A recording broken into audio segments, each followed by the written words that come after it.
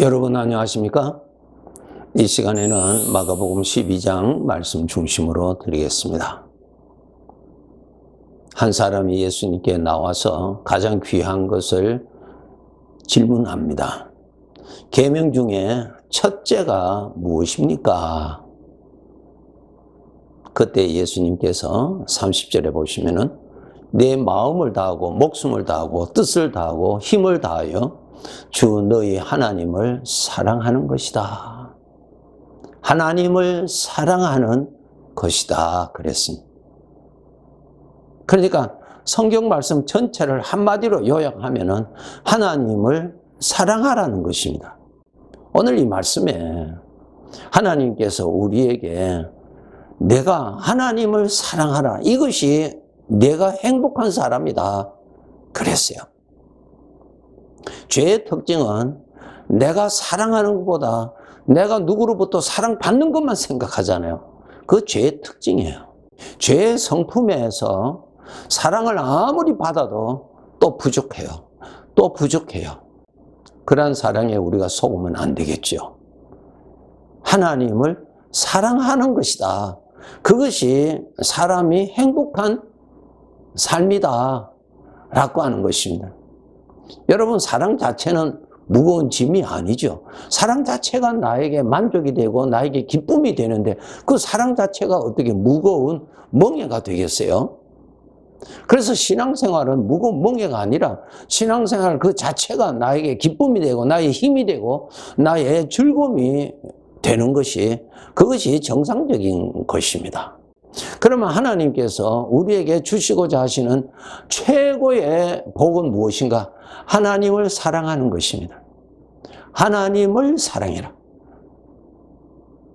죄의 영향을 받고 있는 자기 자신에게 만족을 채우려고 사랑을 받으려고 하는 거기에 빠지지 말고 흠이 없으신, 죄가 없으신, 변질이 없으신, 영원하신 하나님을 사랑하라. 하나님을 사랑하는 것이 내가 너를 사랑하는 것이고 하나님을 사랑하는 것이 너가 행복한 것이고 하나님을 사랑하는 것이 내가 인생을 살아가는데 능력이 되는 것이라는 것이야. 사랑 안에 모든 것이 다 들어가 있죠. 사랑은 그 사람의 행복이죠. 사랑은 그 사람을 아름답게 만들어 주잖아요. 사랑은 고통을 감내하도록 해주는 능력이 있고요. 사랑은 헌신, 희생을 오히려 기뻐하게 하는 능력이 있는 것을 우리가 잘 알지요. 하나님을 사랑하라. 신앙생활이 하나님을 사랑하는 것입니다.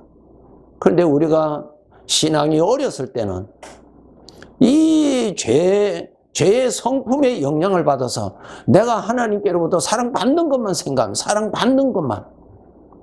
아니요. 터진 웅덩이에 물을 아무리 채워도 채워지지 않습니다.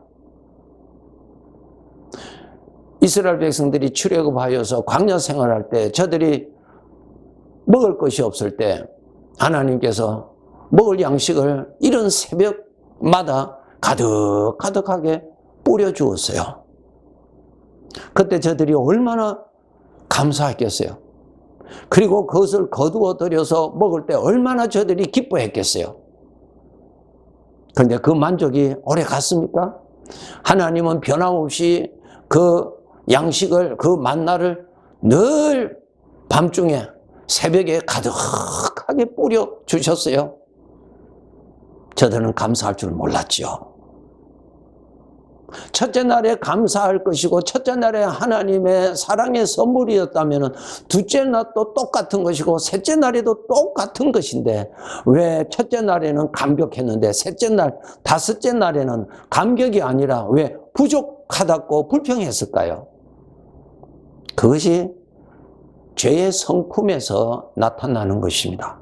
자기 자신을 일평생 사랑하고 남으로부터 비난을 받을지라도 재물을 사랑하고 자기 자신을 위하여서 그냥 부정적인 방법을 동원해서라도 자기 자신을 유익하게 만들려고 하고 그것은 불행한 사랑이죠.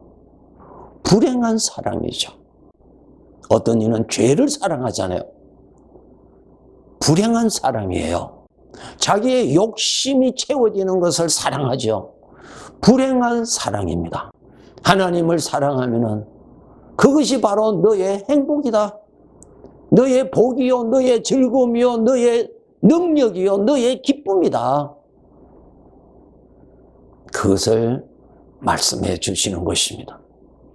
그래서 우리 아버지 하나님은 우리들에게 우리가 원하는 어떠한 응답을 주시는 것이 아니라 이러한 일 저러한 일들을 통해서 아버지를 사랑하도록 만들어 주시는 것입니다. 모든 것이 합력하여 선을 이룬다. 선이 무엇입니까? 하나님의 뜻을 이룬다는 것이지 내가 원하는 대로 이룬다는 뜻 아니에요. 그것이.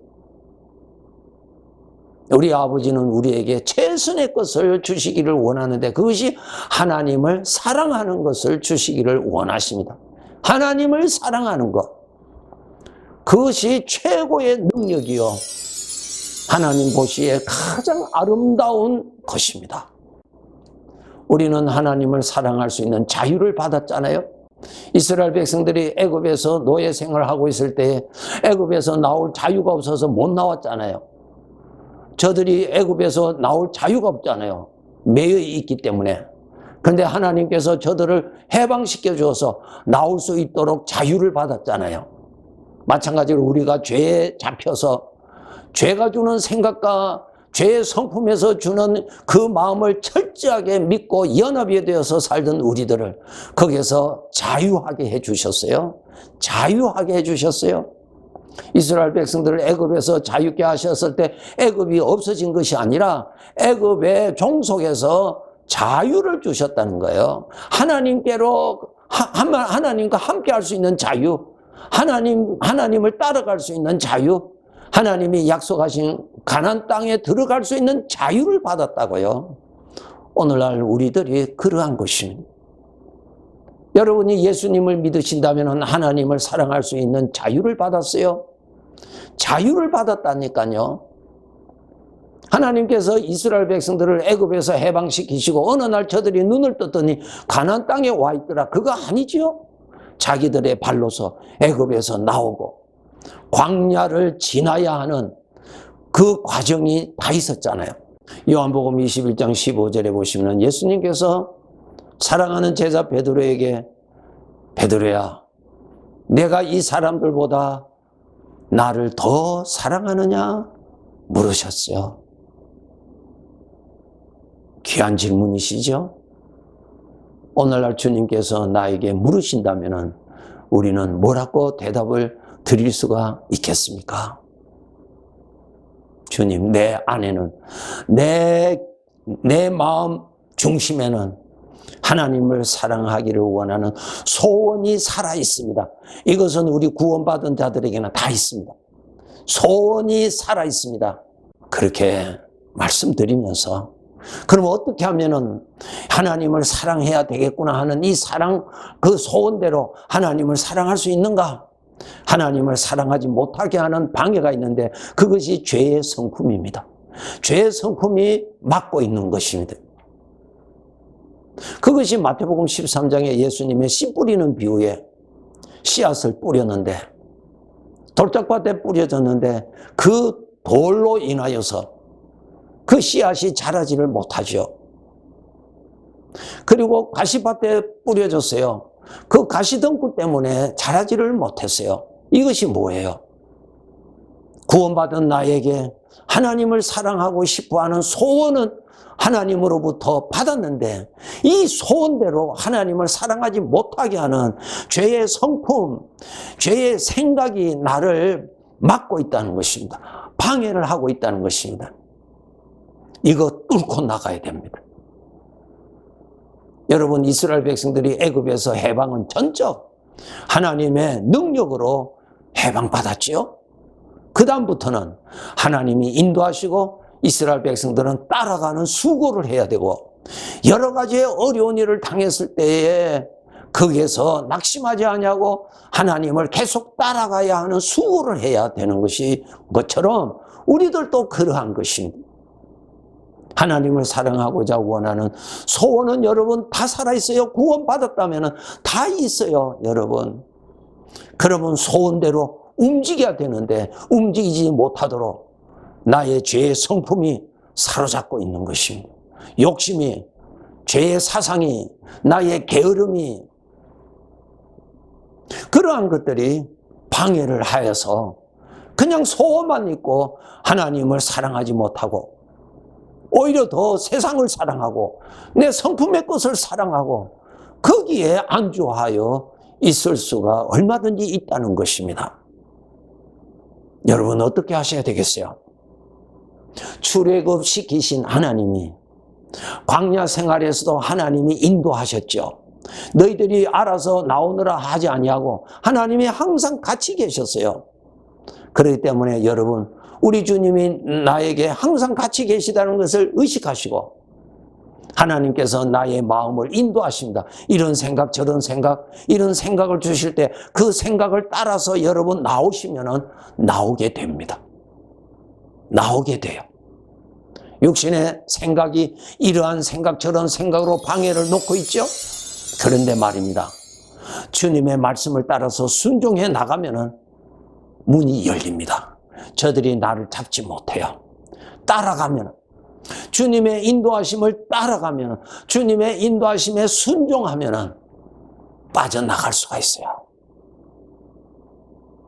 그렇게 해야 하나님 앞에 더욱더 가까이 나갈 수가 있고, 하나님께 더욱더 가까이 갈수록 나에게는 하나님을 사랑하는 능력이 주어지는 것입니다.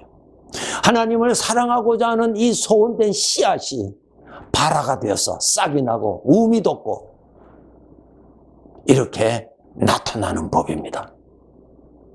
그런데 순종하지 아니하고 그대로만 있으면 10년, 20년 그대로 있습니다.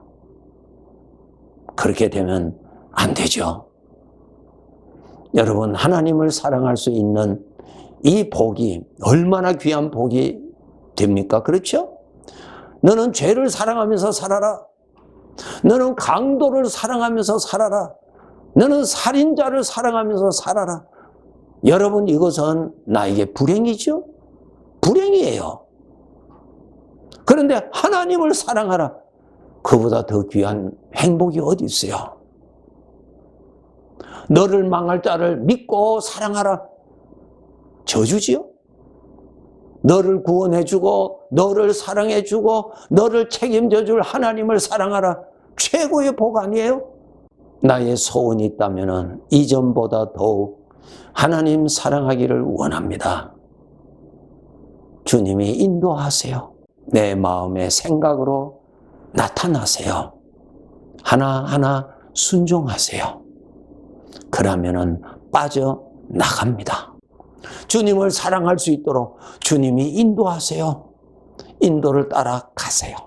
하나님께 더욱더 가까이 가게 되는 것이고, 가까이 갈수록 하나님을 사랑하게 되는 은혜가 내 심령에서 일어나게 됩니다.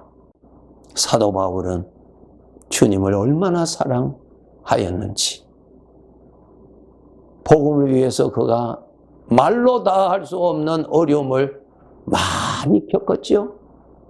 많이 굶주렸고 많이 헐벗었고 많이 버림을 받았고 말로 다 할 수 없는 육체의 고통을 당하였고 옥에 갇히기도 하고 온몸에는 상처투성이었어요. 그러한 말로 표현할 수 없는 그러한 고통을 당하였지만은 하나님을 사랑하는 그 사랑은 잡을 수가 없었죠. 그 사랑은 그대로 있었어요. 그는 불행하게 살지 않았어요. 그는 행복하게 살았어요. 사랑하는 자가 있으면 행복하는 것이죠. 그런데 오늘날 사람들은 내가 원하는 것을 소유하면 행복한 줄 알아요. 속습니다. 여러분 보시기에 내가 원하는 것을 소유한 사람을 만나서 물어보세요. 당신은 행복합니까? 물어보세요. 그것이 답입니다. 자기의 욕심을 채우는 것이 행복이 아니고 하나님을 사랑하는 것이 행복이에요. 나를 죽이는 원수를 사랑하는 것은 나의 불행입니다. 하나님을 사랑하라고 우리는 자유를 받았어요. 내가 하나님께로부터 응답받는 것보다 더 귀한 것은 내가 하나님을 사랑하는 것입니다. 가장 귀한 복이죠. 하나님은 이 복을 우리 모든 자들에게 주시기를 원하십니다. 가장 큰 계명이 무엇입니까? 하나님을 사랑하는 것이다 그랬어요. 하나님을 사랑하는 씨앗을 받으신 성도 여러분, 그 씨앗이 겨자씨 같이 작은 것으로 보이지만은 그것을 키우면 큰 나무가 되어서 새들이 깃들 것이라고 하는 겨자씨 비유 여러분 잘 아시죠? 인생 고독하게 살지 마세요. 사랑을 못 만났으니까 고독하지요. 사랑을 만나야 행복한 사람이 됩니다. 영원하신 하나님의 사랑, 더 달려가서 사랑을 만나고 사랑을 받아서 더 사랑하게 되는 행복, 그러한 삶을 살다가 언젠가 내가 육체를 떠나서 내 아버지를 내 눈으로 친히 바라보는 감격스러운 그 날을 우리가 맞이할 수 있는 자가 됩시다. 네, 감사합니다.